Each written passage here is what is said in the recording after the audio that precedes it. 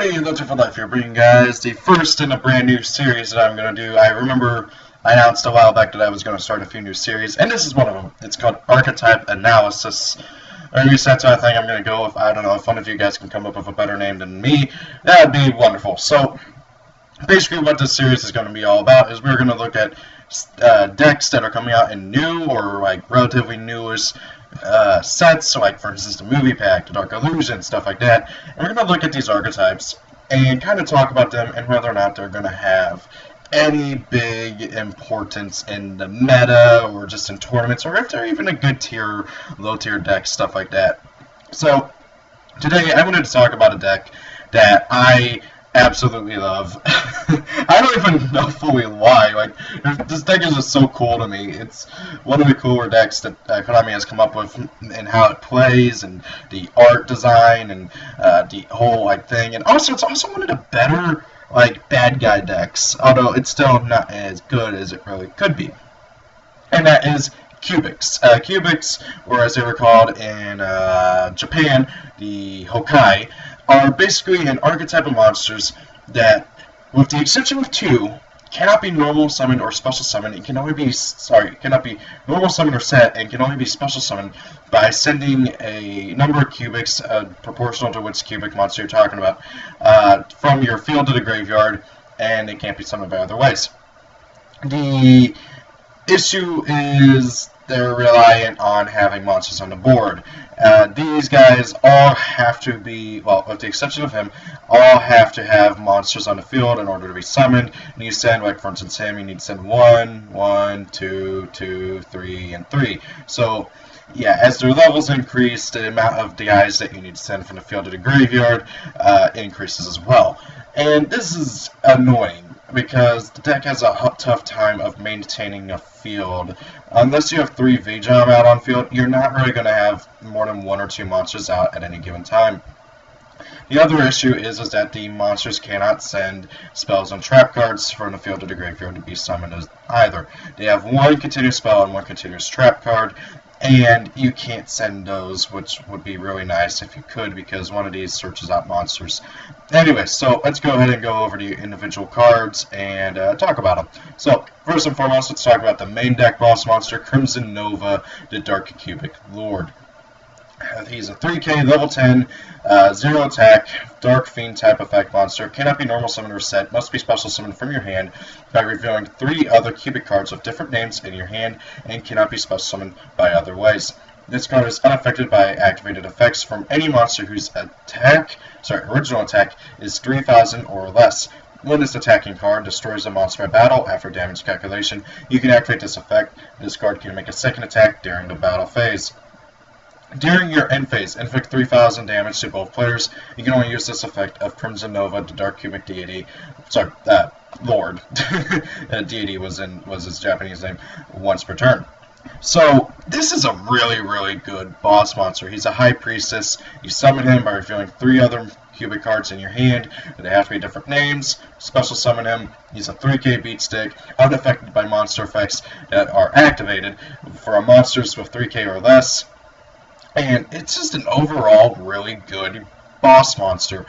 I do kind of hate how he does 3k damage to both players during the end phase. However, that does also put more pressure on your opponent to try and get rid of him faster. But, however, with that being said, that can also game you if you're not careful. And his deck has no way of life point recovery. So, really, if you're not careful about when you summon this guy, you can screw yourself over just as much as you can screw over your opponent. Now, the 3,000 damage is done to both players at the exact same time, so that does mean that this guy can actually cause a tie, which personally hasn't happened yet to me in all my deck testing of this, but it can happen, and probably will happen, and probably has happened. So, it's something you really got to be wary of. So, this is a boss monster that not only puts huge amounts of pressure on your opponent, but also makes you really think about when you want to summon him, and if it's a smart idea to do it just yet. Next up is my personal favorite cubic monster, is Endoria Doomvolt, the Cubic Emperor. He's my favorite because he's my personal favorite in terms of the art style. Not to mention, I think he was the first one revealed. Anyway, so he's a level 4 fairy-like monster. The typing and attributes of these guys are everywhere. Like, holy crap, they have 2 darks, 1 wind, 2 fire, and 2 light. So it's everywhere. Actually, I have a 3rd light over here, but we'll get to him in a little bit. So, Andoria, as with all the others, they don't really have very much consistency with each other in terms of their stat line and their like attributes and stuff. Because if these were all Dark Fiend types, this deck would be 100 times better because you could really be able to really maximize all the Dark Fiend support and be able to use a lot of even better. Like, for instance, this deck is able to make use of Reoccurring Nightmare to get back Vijam and Dark Cubic Deity, Lord, from the graveyard. And Reoccurring Nightmare would be an instant 3 of if all of these guys were Dark Fiend types. Just saying, I really feel like they should all be Dark Fiend types, but hey, whatever. So, Andoria here cannot be special summoned except by sending 3 cubic monsters you control to the graveyard, and cannot be special summoned by other ways. If summoned by his own effect, this card gains 2,400 attack points. If this card is special summoned from the hand, inflict 800 damage to your opponent. If this card in your possession is sent to your graveyard by your opponent's card by battle or card effect, you can target up to 3 cubic monsters in your graveyard, special summon them, then you can add 1 cubic card from your deck or graveyard to your hand. So he's a really, really good monster. He's 2,400 attack. That's really high for a level 4. And one of the recurring things with this deck is that these guys, to make up for their obnoxious summoning capabilities, like what they have to go through to summon, they tend to have decent amounts of attack and pretty good effects. I like the 800 damage that puts more pressure on the opponent. And hey, if you kill this thing, you can summon any 3 cubics from your graveyard, with the exception of Andoria, Buster, and Crimson Nova, as these guys cannot be special summoned except by their own effects. Although I believe Unification over here can special summon them as well. So all these guys are possible targets, although you maybe want to bring back Vijam because Vijam can't be destroyed in battle. Now then, I also like that this guy lets you search out a cubic card from your deck to your hand. That's really good.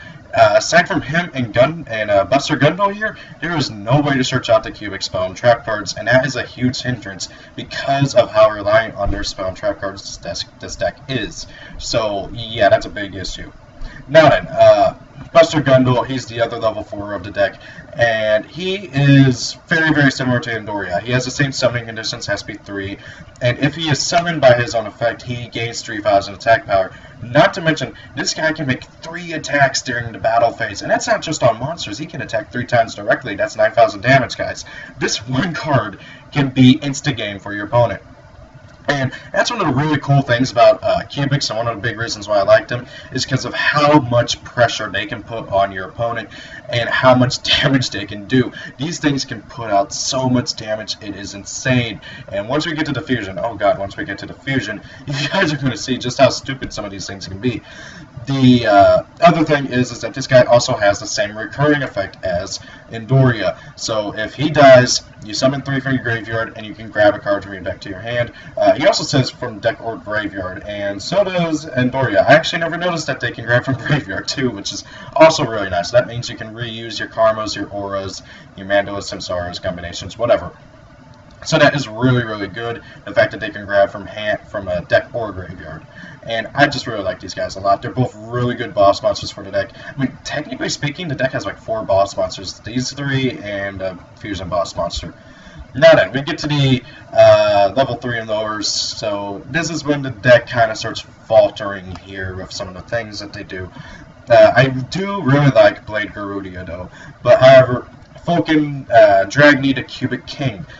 He cannot be normal summoned or set, must first be special summoned from your hand by sending 2 cubic monsters you control to the graveyard. If summoned this way, this card gains 1,600 attack, and if this card is special summoned from the hand, inflict 800 damage to your opponent. At the end of the damage step, if this card battled, you can target up to 3 copies of Vijam the Cubic Spawn in your graveyard, send this card to the graveyard, and if you do, special summon those targets. Then you can add 1 Andoria Deathbolt, this Cubic Super Emperor from your deck to your hand. So, it's a 1,600 beater, if you can even call 1,600 a beater. It does 800 damage whenever he's summoned. A lot of them do that, actually, which is really nice. And if he battled, you can send him to the graveyard, bring out 3 copies of Vijam from the grave, and add Andoria from your deck to your hand. One of the recurring things with the cubics, in that everybody except for Feijam and Crimson Nova searches a card. Okay, so this deck has dozens of ways to search out other monsters, but again, they don't have very many ways to search out the spells and traps. And the very way that they go about doing the searching is very obnoxious, because this is a battle-oriented archetype. I like to compare this deck to Gladiator Beasts and how it functions. You battle, you do something, you get rid of the monster you just battled with, and then you bring out another copy. Or you bring out another monster, I should say, usually one that will be stronger or better than the one that you used. So, like, a good comparison to this is okay, summoning Bestiari, attack, okay, shuffle it back into deck, special summon Laquari. So, that's kind of similar to what these guys do, in that they battle, and then you send on the grave, you bring out Feijam, and then you search out the next step up. And that is both really good and kind of really bad, because not all of them just say battle. Some of them specify that they have to kill a monster in battle, and that is really, really stupid. Okay, next up is YgoAmino, the Cubic Beast. Same summoning condition as good old Fokani, so he needs 2 cubics. If summoned this way, he gains 2,000 attack power, and he can attack twice during each battle phase. So this thing can potentially do 4,000 direct damage, which is really nice. Again, the amount of battle damage this deck can do. Now, as I was saying, YgoAmino I like a lot more just because he has more attack than Fokani, and he's more likely to kill something in battle. And to that extent, he has to kill something in battle in order to do the same thing that Fokani does. Folk and Dragni. In that, if he kills a monster in battle, you can send him to the graveyard, bring out 3 copies of Feijam, and then search your deck for a Buster. So, yeah, these guys, this one searches out Endoria, this guy searches out Buster, but however, he can just do it by battling, and he has to kill a monster in battle. That is kind of hard to do in this deck, okay? 2,000 attack is really good, especially for level 3. The issue is killing a monster in battle, okay? If you're doing against Cosmos, the only monsters you're going to be able to kill in battle are Cosmo Wicked Witch, Good Witch, which nobody plays, and nobody plays Dark Witch either, but, Wicked Witch, wait. The level 4 of 1900 attack, you can save herself from being destroyed in battle. But basically what I'm trying to say is that if you're doing against something like the meta, you're not going to be able to run over the average monster. And so this deck tries to counteract that by having attack boosting cards and attack lowering cards. Basically, the spells boost attack and the traps lower attack. But however, it's just not as good as it really could be. So stuff like Quaking Mirror Force, Book of Moon, Enemy Controller, stuff like that to put your opponent's monsters in defense position are really, really useful in this deck from what I've been testing. So anyways, I really do like these guys. YgoAmino is honestly, in my personal opinion, better than Dragni, if only because he has more attack points and is more likely to actually get his effect off. With Dragni, though, you have to battle, but however, if you run into an attack position monster, which most of the time your opponents are going to have monsters in attack points, you're going to take the damage, and you're going to lose the guy, because he has to be on the field in order to resolve his effect, and since after being destroyed in battle, he's not technically on the field anymore, you can't do it. Anyway, so next up, now we get to the weaker ones, and honestly, neither one of these guys are particularly great, but in my personal opinion, Gira, I'm 95% sure I'm pronouncing that wrong, is kind of better than Dark Organics, and we'll get to that here in a second. So, both Gira and Dark Organics require 1 cubic monster to be special summoned, and if Gira is summoned, he gains 800 attack points, so it's level 2, 800 attack, not, that's average really for a level 2. And if he is special summoned from the hand, you do 800 damage to your opponent. At the end of the damage step, if this card battled, keyword battled, you can target up to 2 copies of Feijam, the cubic spawn, in your graveyard, send this card to the graveyard, and if you do, special summon 2 those targets, and then add a Folk and Dragni from your deck to your hand. So, why do I think this guy's better than Dark Organics? Well, let's read Dark Organics. Dark Organics, again, same summoning conditions, 1 monster. If he is summoned, he gains 1,000 attack points. When this card destroys a monster in battle, he can target up to 2 Feijam, special summon them, blah blah blah, send this card to graveyard, search out for YgoAmino. So, yeah, it's a 1,000 attack point monster that needs to kill a monster in battle in order to get his effect. That's never going to happen. Even with the attack boosting and attack lowering effects over here, it almost never happens. In all my testing, Dark Annex has proved to be more of a hindrance than a helping thing, and honestly, I'm not going to lie, I ended up just dropping him. He's not good. Gara is 100 times better, and sure, if you don't play Dark Annex, you lose the ability to search out play Garudia, but that's never been an issue for me, bro, to be honest. So, really, honestly, Gara is better. So, now that we've covered the majority of the monsters, the key monsters that are going to be doing the attack points, if you guys can see the main issue, none of them can be summoned for any way other than, like, you know, like bringing them back from the graveyard after they've been properly summoned. And if you do it that way, they don't gain attack points. But, however, they really are essentially relied on one monster, and that's Vijam.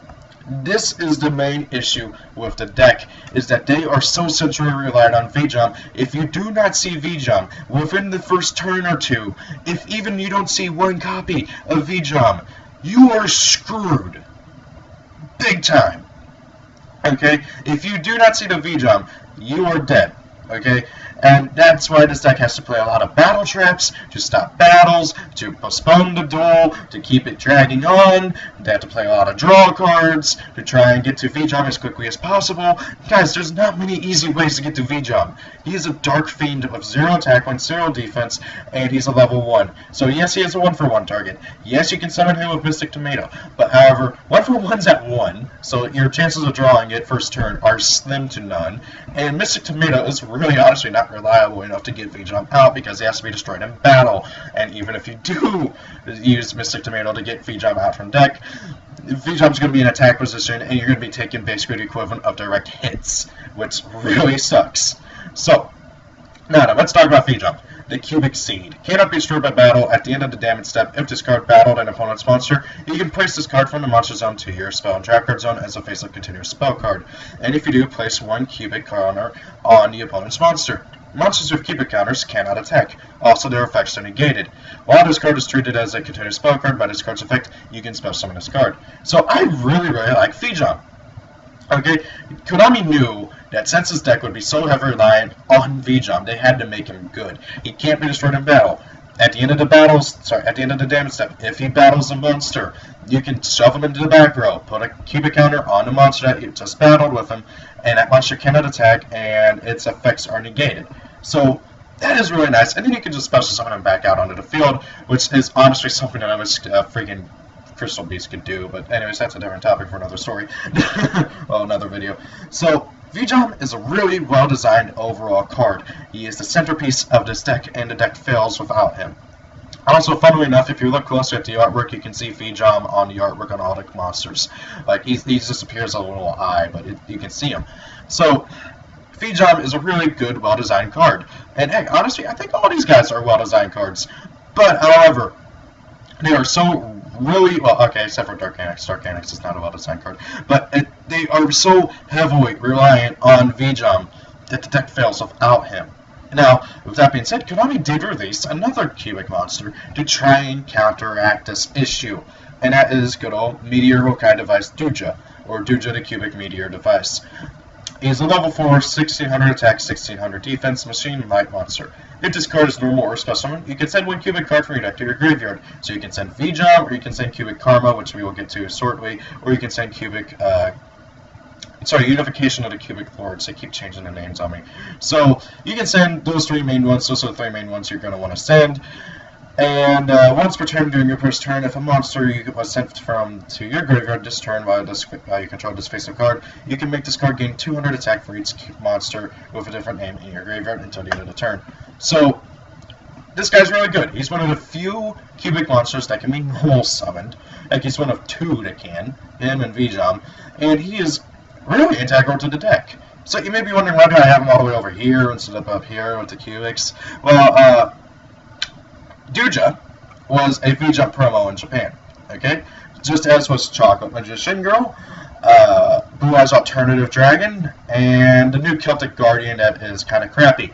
And, oh yeah, the new alternate artwork of Slifer. For whatever reason, Konami gave us Chocolate Magician Girl, alternate artwork Slifer, alternative Blue Eyes, and the new Celtic Guardian. They did not print Duja in the movie pack.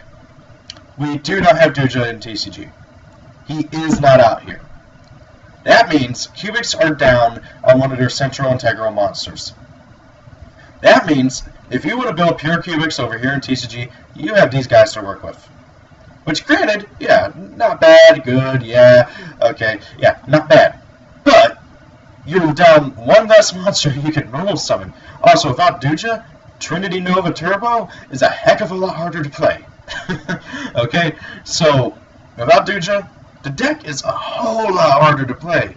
And it just is really stupid that Konami did not want to print this. I don't know why. Konami, what the heck are you trying to do here? You want us to play cubics, and then you don't give us one of the central pieces of the deck. I don't understand Konami's thinking sometimes. I really don't. It's so stupid. So we don't have Duja, so he's really honestly not going to be a big talking point when talking about Cubic's potential ability to do anything in TCG. So let's move on to the spells. They have two. Cubic Aura, or Cubic Wave as its English name is called. I don't know why they changed it, but hey, whatever. Target one cubic monster you control and one face-up monster your opponent controls. The first target's attack becomes double its current attack, and if it does, the second target's attack becomes half its current attack.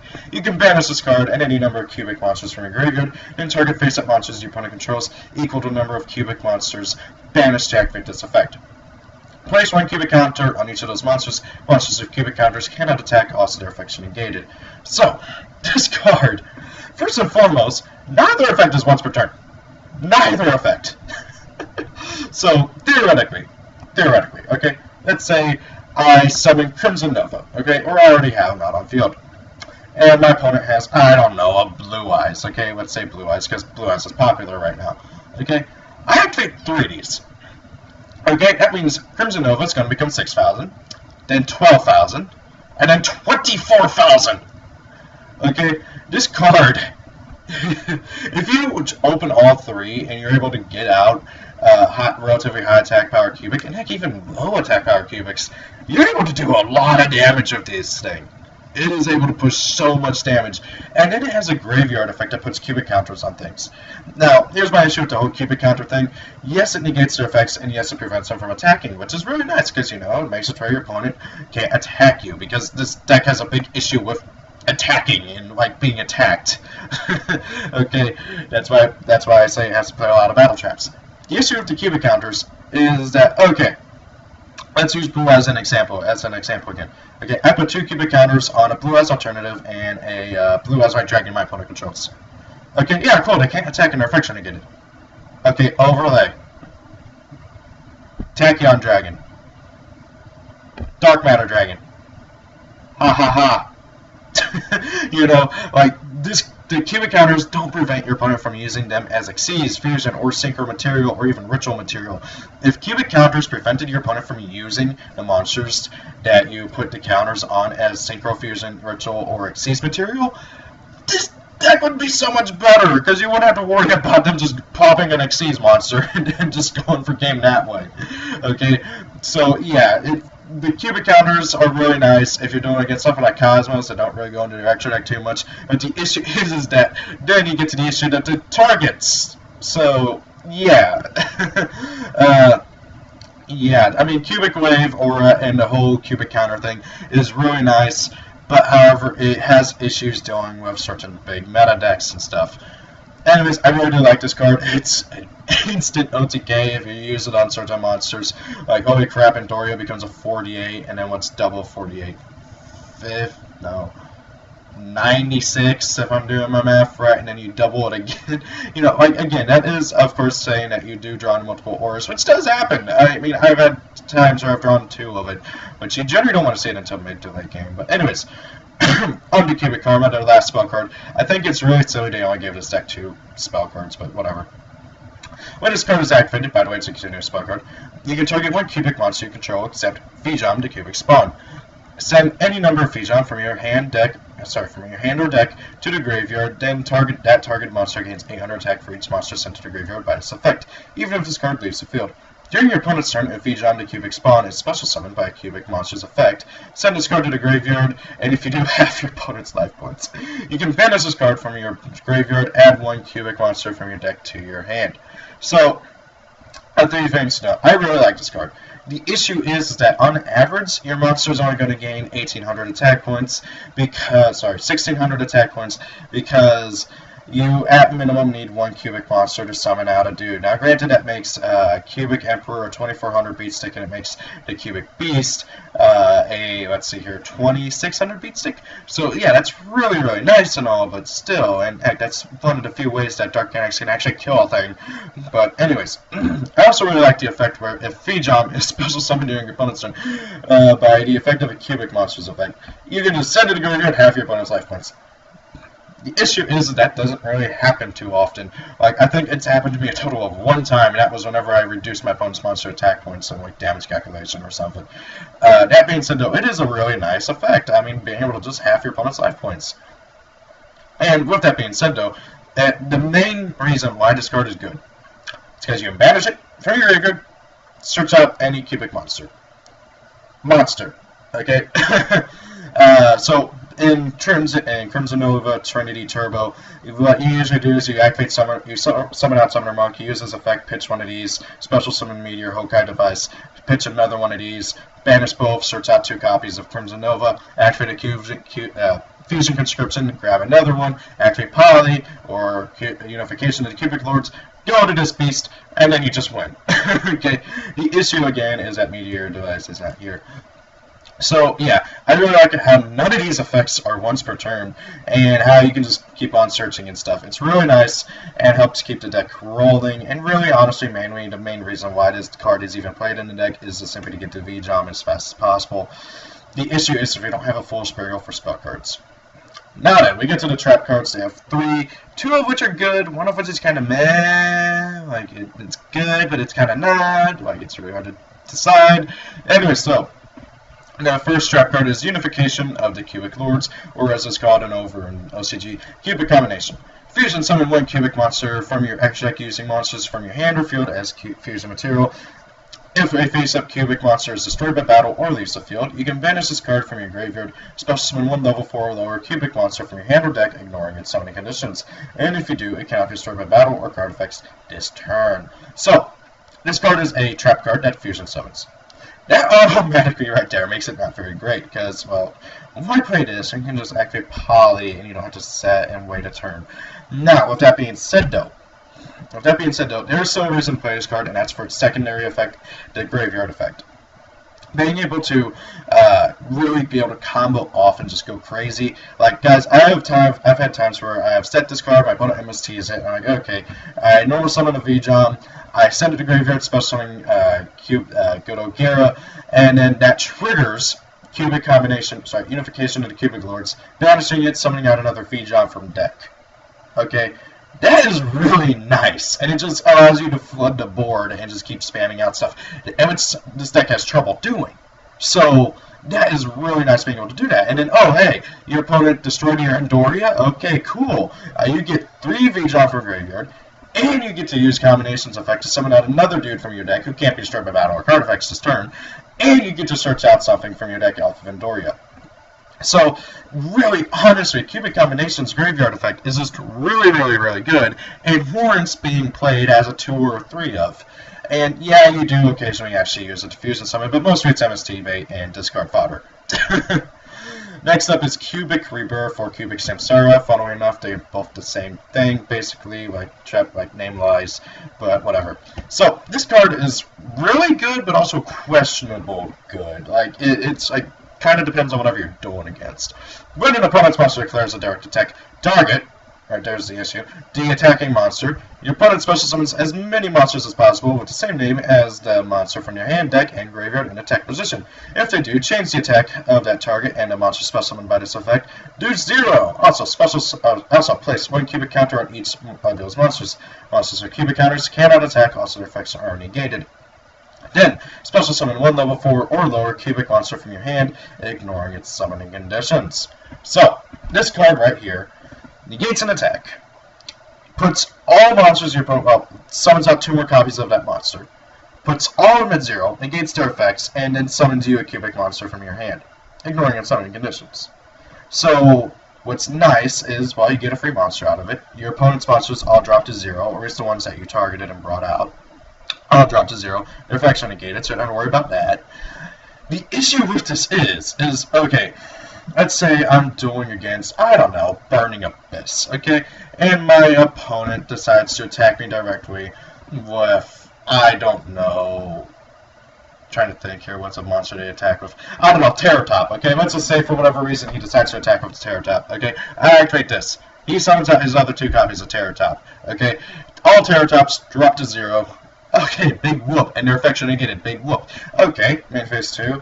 Overlay for Dante. Special summon Tekken overlay for another Dante. Mill 6. Turn into Beatrice.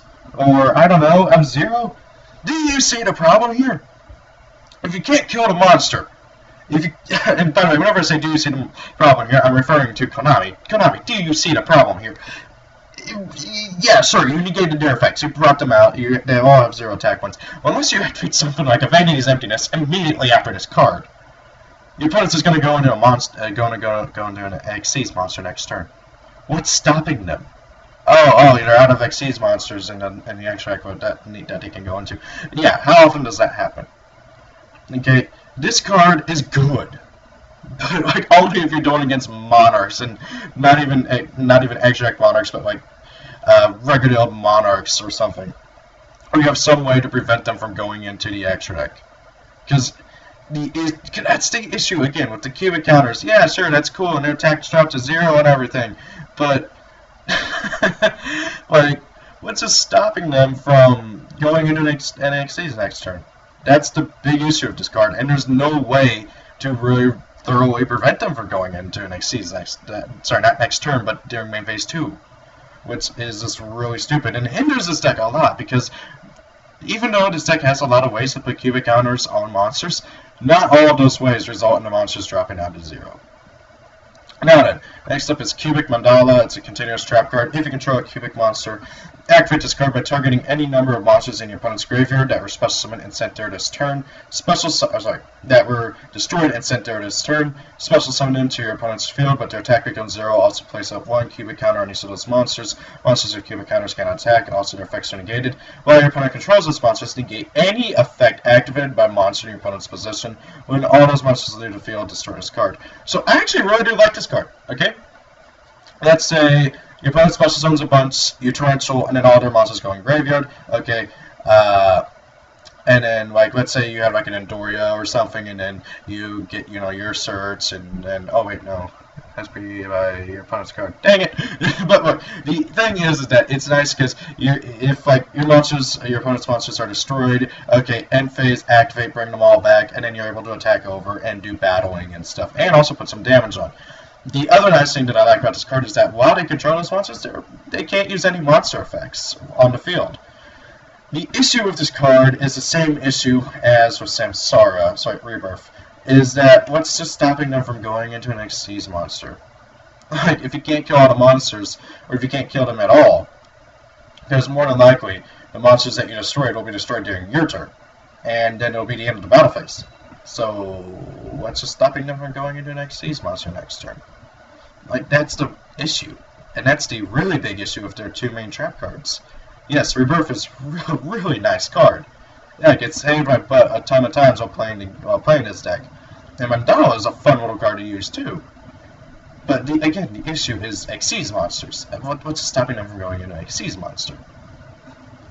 And now we finally get to the cubic boss, well, the true cubic boss monster. This Crimson Nova Trinity, the Dark Cubic Lord. He needs 3 of the Crimson Nova, the Dark Cubic Deity, Dark Cubic Lord. So he needs 3 of this guy, hence the Crimson Nova Trinity.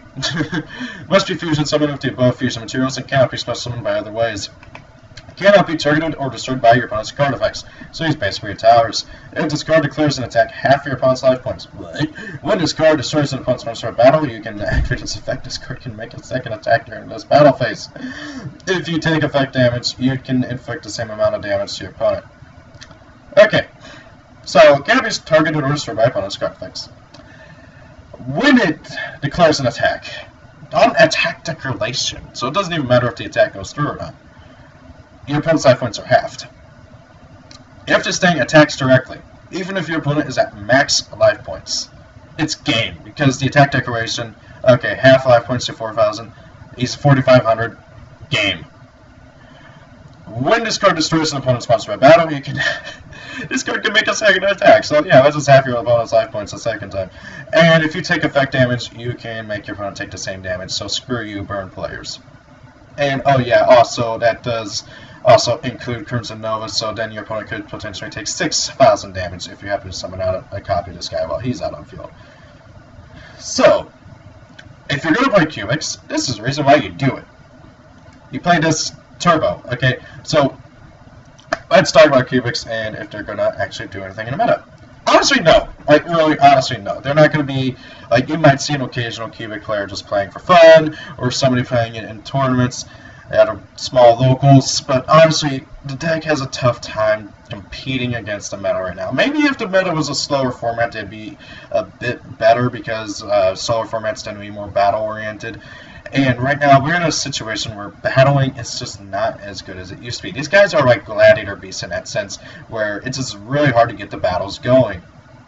Especially with other monsters. And like, for instance, this guy has to kill a monster, this guy has to kill a monster.